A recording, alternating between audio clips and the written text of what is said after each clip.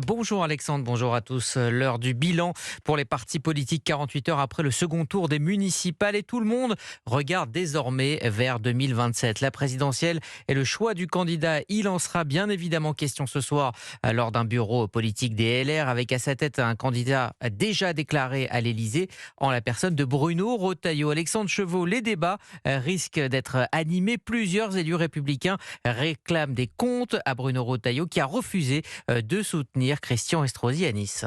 Échaudé par la campagne de second tour de Christian Estrosi à Nice, Bruno Retailleau a refusé de lui apporter son soutien la semaine dernière. Je suis sincère, toujours. Et quand on a un accord avec la droite, on ne fait pas des appels du pied à la gauche. On ne fait pas des clins d'œil pour le vote communautariste. Ça, c'est bon pour LFI. Christian Estrosi est pourtant membre d'Horizon, avec qui LR avait noué un accord, de quoi provoquer des remous chez les Républicains.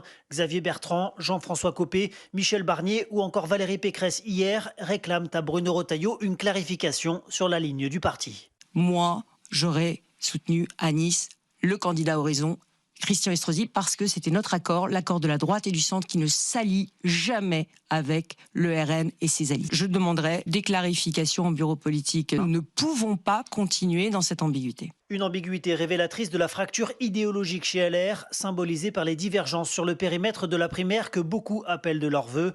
Pour certains, celle-ci devrait aller de Gabriel Attal à Bruno Retailleau. Pour d'autres, comme Laurent Wauquiez, le match doit se jouer plus à droite, de Gérald Darmanin à Sarah Knafo. Alexandre Chevaux du service politique